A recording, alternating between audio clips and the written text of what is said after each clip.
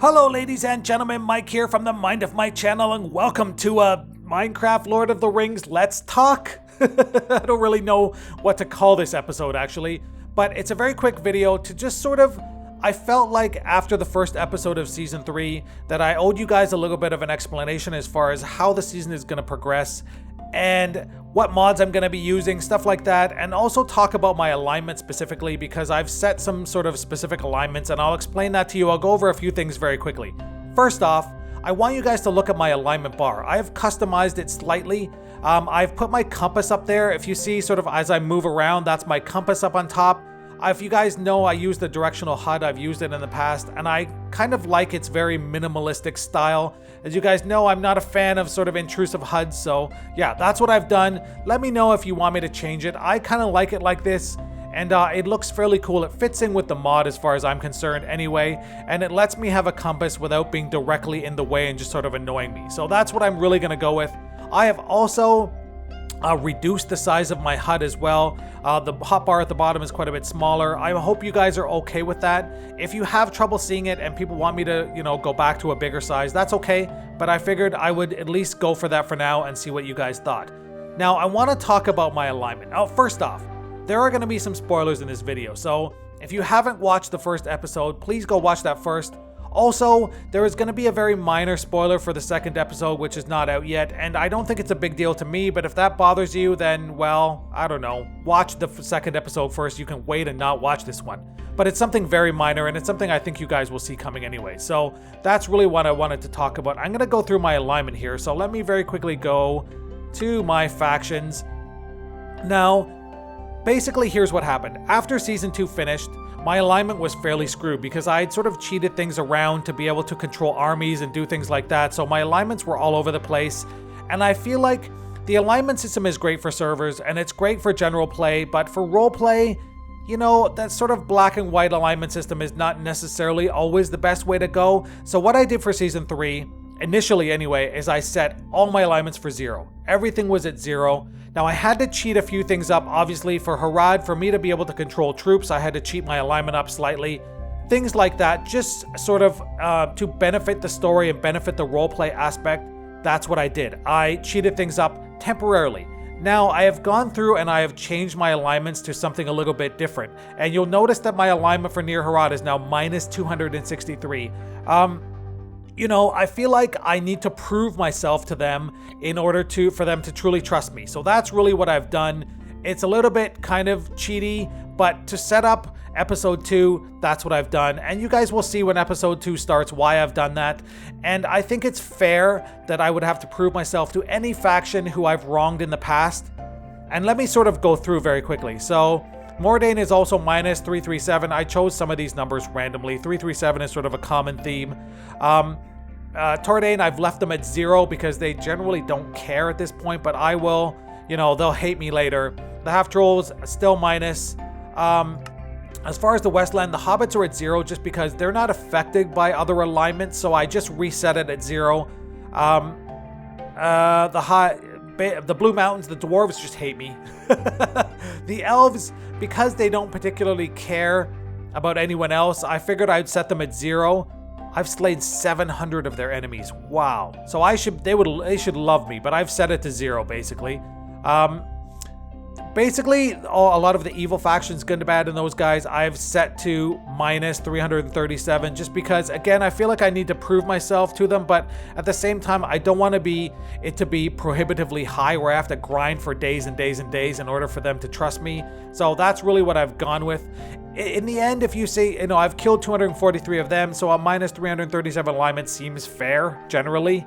To me anyway. Oh, what elves? I gotta fix that. They're a +1, and I did that because of a sort of cheaty banner thing I had to do in order to stop certain spawns. Anyway, complicated, but I will set that to 0. Again, Dol Guldur is at where? Minus 337. Durin's Folk is at 0. I don't know why the other dwarves hate me, but maybe I'll have to fix that as well. Again, I basically wanted to show you how I'm setting the alignment here. Gondor, Dunedain, all those people just hate me. Minus 1337. Yep. Mordor, I went at minus 263. The same as Harad. Because again, I'd like to be able to... Here's what happened. During the fighting when I escaped in episode 1, I had an alignment of sort of 37, I think it was, just sort of Gondorians I killed, and that's why I set it to 263, because my base was basically minus 300. I know it sounds a little bit complicated, but I wanted to be able to go evil without having to go crazy to grind a ton, and I feel like, here's the thing for me, some people commented and were like, well, the Haradrim would never trust you, or Mordor would never trust you, you've killed too many of their kind, and blah blah blah. I don't necessarily agree with that at all. I think that I'm going to give you a real world example just to sort of tell you what I'm thinking. Now, imagine you're a German officer and you want to defect to the British. You approach the British intelligence and you tell them, hey, I want to be on your side, I want to help you out, I got lots of information and I can, I want to change sides basically. The British intelligence, they're going to be very likely to forgive a lot of your past sins because they really want to go for the greater good. They're like, this guy can help us out, and we're going to sort of forgive some of his past transgressions, or at least let them go, at least for now, because we can use him. He is a tool, and that's what war is. War is not clean, war is dirty, and even the good side, they tend to think in terms of greater good. They have no problem sacrificing soldiers. They have no problem using enemy agents or turning people into double agents. I mean, that's what war is, right? So that's what I figure, that's sort of the theme I'm going for here, is that, groups like the Haradrim, if they can use me, they're going to. They may not trust me 100%, they may not even like me, but they're going to let me join their side, at least initially, and let me prove that, I can do something good. So that's really what I'm coming for as far as setting up for Season 3. And a way for me to go evil without necessarily having to restart an entire new map. I mean, lots of people that play this mod, and lots of people that have series, they start off a season, they're like, I'm going to go evil, and they just reset everything, and the entire world's new and everything. I'm trying to continue my story, and I'm trying to continue it in a way that allows me to play effectively and what I feel is somewhat realistically, and not be bound entirely by my past alignment systems and stuff like that, because I don't feel they're entirely accurate. Anyway, that's really about it. I wanted to sort of say that I was going to do that and tell you what my alignment's going to be set up as generally anyway. And I wanted to show you very quickly what I did down here because I didn't show you a lot of my build. So actually, I'll go up for a sec. I actually spawned this fort next to this village, which was a naturally spawning, town, city, I guess it would be. Initially, my plan was to use this thing right here, this watchtower, as an entrance to the dungeon. Because in the earlier betas, you couldn't spawn an entire fort. So initially, I had set this up and I was starting to build this as an entrance to the dungeon. And then Beta 30 came out and they're like, dude, you can spawn entire forts. And I'm like, yes! So I spawned this in. I rebuilt the wall slightly. I built a gate there. And I basically had this set up as, my dungeon. My little base here. And that's what I've done. So I'll go down here and show you. And as you guys know, I'm using custom NPCs. This is my little custom NPC wand. For those of you who don't, got a little cheaty thing here. This door I actually used to control some of the troops and to spawn a horn of command and stuff like that, to be able to control things after the fact and just make sure everyone stayed where they were while I set up certain scenes. Again, all the stuff I played in this episode was legit. When I was actually playing, I didn't cheat at all, but I did cheat around to set things up and make sure certain troops didn't die and things like that. So I basically set and built this entire dungeon myself. I used custom NPCs to create all the guys inside here. The custom NPCs does not work well with your own hired troops. So the hired troops I went and hired myself, and then I put them inside the cells, and I turned their teleportation sort of flag off so they wouldn't teleport, but they would follow me as soon as they were released. So it actually worked out quite well. But yeah, it was a bit of a pain to set all this stuff up, trust me. And I went through a lot of experimentation. That's what delayed the episode so much. I set up all the guys. I set up all the custom NPCs. I set up all these guys here. And it's quite difficult to set up the factions and stuff with custom NPCs.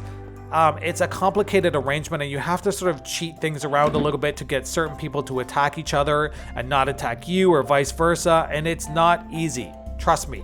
Anyone who's worked with custom NPCs and Lord of the Rings, in a way that I have anyway, probably knows that. So yeah, it's a bit of a pain. But anyway, the episode turned out very cool.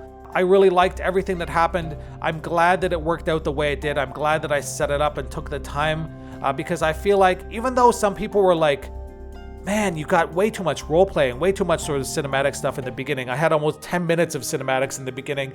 I felt like that was really important to introduce the season and to start things off the right way. It's not going to always be like that. I may have a minute or two of cinematic at the beginning of an episode and then just play normal survival. That's how a lot of Season 3 is going to be. I'm going to try and do it as legit as possible. So yeah, I hope you guys enjoy that. I hope you guys enjoy the episode and the series upcoming.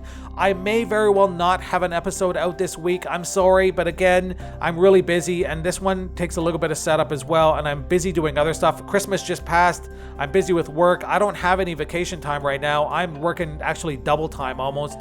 And it's New Year's this weekend, so I really don't have a lot of time to get things set up. So please be patient with me. At the very latest, it will be out next week. All right? Anyway, I hope you guys enjoyed this little update, and I hope you didn't find the spoilers too intrusive. But trust me, episode 2 is going to be good. Anyway, I hope you enjoyed this. If you did, don't forget to leave a like, and I will see you soon in Middle Earth. Take care, guys, and have yourselves a great day.